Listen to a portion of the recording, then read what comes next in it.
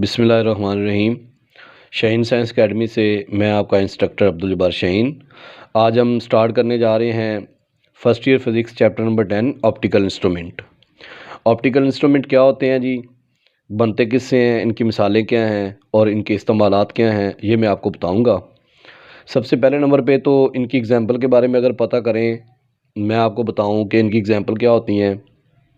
तो optical instrument जैसे eye glasses हैं, माइक्रोस्कोप है, कंपाउंड माइक्रोस्कोप है, टेलीस्कोप है या स्पेक्ट्रोमीटर है, ये सारे क्या हैं, ये हमारे पास ऑप्टिकल इंस्ट्रूमेंट हैं। अब ये बनते कैसे हैं? ऑप्टिकल इंस्ट्रूमेंट को हम बनाते हैं जी मिरर इस्तेमाल करके और लेंसेज इस्तेमाल करके। मिरर और लेंसेज को इस्तेमाल करके हम ऑप्टिकल इंस्ट्रूमेंट को बनाते हैं। अब इनकी डेफिनेशन क्या है जी? डेफिनेशन इनकी है कि ऑप्टिकल इंस्ट्रूमेंट वो आलात होते हैं, ऐसे इंस्ट्रूमेंट होते हैं जो लॉज ऑफ लाइट्स को ओबे करते हैं। लॉज ऑफ लाइट्स क्या हैं जी? वो हमारे पास हैं, लॉ ऑफ रिफ्रैक्शन है, लॉ ऑफ रिफ्लेक्शन है। तो इनकी डेफिनेशन कैसे पढ़ेंगे हम? Those instrument which are make use of laws of lights such as law of reflection and law of refraction. तो ये हमारे पास जी ऑप्टिकल इंस्ट्रूमेंट की डेफिनेशन है। ऑप्टिकल इंस्ट्रूमेंट जो है ये सदियों से इस्तेमाल होते आ रहे हैं, जैसे मैग्नीफाइंग ग्लासेस के तौर पे। इनको इस्तेमाल कौन कौन करता है जी? इनको इस्तेमाल करता है जी वॉच मेकर, सिंपल ग्लास इस्तेमाल करके ऑप्टिकल इंस्ट्रूमेंट, जिसको हम सिंपल माइक्रोस्कोप भी कहते हैं। इसके अलावा इनको इस्तेमाल हम करते हैं जी बहुत छोटे इस्साम को देखने के लिए, और बहुत दूर के जो इस्साम हैं जैसे स्टार्स हैं, सेटेलाइट्स हैं, उनका मुआयना करने के लिए टेलीस्कोप को इस्तेमाल करते हैं।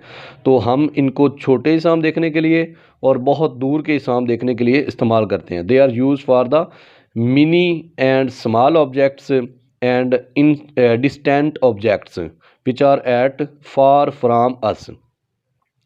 अच्छा, ऑप्टिकल इंस्ट्रूमेंट के बाद हम चलते हैं जी least distance of distinct vision. अच्छा, least distance of distinct vision क्या होता है? देखें, हमारी आंख जो है वो लामहदूद फासले से किसी भी जिस्म को देख सकती है एक मखसूस पॉइंट तक।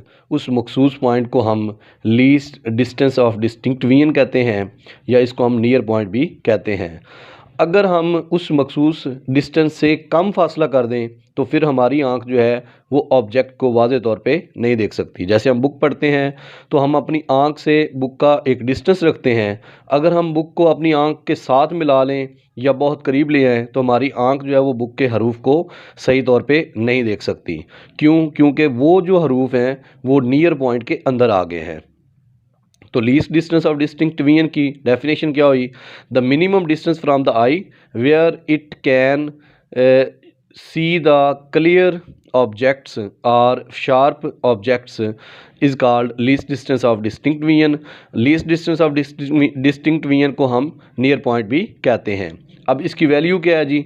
अब देखें, इसकी वैल्यू और लिमिट ये है कि हमारी आंख जो है वो इन्फिनिटी डिस्टेंस से लेके एक मखसूस डिस्टेंस तक की ऑब्जेक्ट को देख सकती है, और वो जो मखसूस ऑब्जेक्ट पॉइंट है उसको हम क्या कहते हैं जी? Near point. अब इसकी वैल्यू होती है एक नॉर्मल और अडल्ट इंसान के लिए इसकी वैल्यू 25 सेंटीमीटर होती है। ये अंडरस्टूड होता है, इसको हम डी से ज़ाहिर करते हैं। और अगर इंचज़ में बात करें तो ये 10 इंचज़ के इक्वल होती है 25 सेंटीमीटर। और फॉर इन्फेंट्स मतलब छोटे जो शीरखार बच्चे होते हैं, अभी छोटे बच्चे, उनके लिए ये वैल्यू जो है वो हमारे पास होती है जी 5 to 8 सेंटीमीटर। कितनी होती है? 5 to 8 सेंटीमीटर छोटे बच्चों के लिए। तो मतलब ये हुआ कि नियर पॉइंट की जो वैल्यू है वो छोटी एज के बच्चों के लिए कम है, और जैसे जैसे एज बढ़ती जाएगी इसकी वैल्यू भी बढ़ती जाएगी। इसके बाद हम चलते हैं जी विजुअल एंगल की तरफ। विजुअल एंगल क्या होता है? ये वो एंगल होता है जो एक ऑब्जेक्ट हमारी आंख के ऊपर बनाता है। जब हम एक ऑब्जेक्ट को देख रहे होते हैं तो वो जो एंगल हमारी आंख के ऊपर बनाता है उसको हम विजुअल एंगल कहते हैं। जैसे ये देखें कि ये एक ऑब्जेक्ट पड़ा हुआ है, ये ऑब्जेक्ट है, और ये हमारी आंख के ऊपर इससे ये एक रे निकल रही है, एक ये रे निकल रही है। तो ये फ़र्ज़ की हमारी आंख है, तो इसके ऊपर ये जो एंगल इसने बना दिया है इसको हम कहते हैं विजुअल एंगल। ठीक है।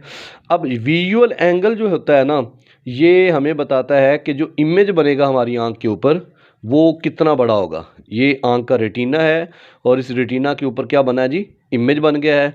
तो इस ऑब्जेक्ट ने जो आंख के ऊपर एंगल बनाया है उसको विजुअल एंगल कहते हैं। तो विजुअल एंगल का रिलेशन होता है जी साइज़ ऑफ इमेज के साथ। जितना विजुअल एंगल ज़्यादा बड़ा होगा उतना साइज़ ऑफ इमेज भी बड़ा होगा, और अगर विजुअल एंगल छोटा होगा तो जो बढ़ने वाला इमेज है, जो रेटिना के ऊपर इमेज बनेगा, वो भी छोटा बनेगा। ठीक है, तो आज तक के लिए इतना ही काफ़ी है। इसके मैं आपको ये लिखे हुए हैं नोट्स, ये आप ज़रा देख लें और इनको आप वीडियो को पॉज करके नोट भी कर सकते हैं ऑप्टिकल इंस्ट्रूमेंट के बारे में। तो ये सारी डिटेल जो है वो आपके सामने मौजूद है, आप इसको नोट करके याद भी कर सकते हैं। मैंने आपको समझा दिया है, इसमें कोई मैथमेटिकल फार्मूला या इक्वेशन वगैरह नहीं थी कि उसको हम इस्तेमाल करते। अब ये ऑप्टिकल इंस्ट्रूमेंट है, इसका हिस्ट्री बैकग्राउंड दिखाया हुआ है। नीचे ये least distance of distinct division जो है, इसकी ये डेफिनेशन आपको नज़र आ रही होगी, और इसके मेन पॉइंट्स जो हैं वो भी लिखे हुए हैं। अब आगे जो है ये ऑप्टिकल इंस्ट्रूमेंट जो least distance of distinct division है, इसको डी से ज़ाहिर करते हैं, इसकी वैल्यू कितनी होती है। और आगे ये बताया हुआ कि अगर कोई ऑब्जेक्ट इस डिस्टेंस से करीब होगा तो उसका जो इमेज हमारी आंख के ऊपर बनेगा, रेटिना पे बनेगा, वो ब्लर्ड होगा, वो क्लियर इमेज नहीं होगा।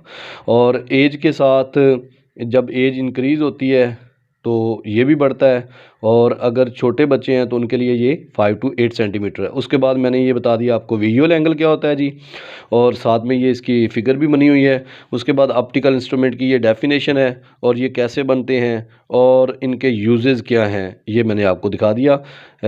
शुक्रिया, थैंक यू वेरी मच।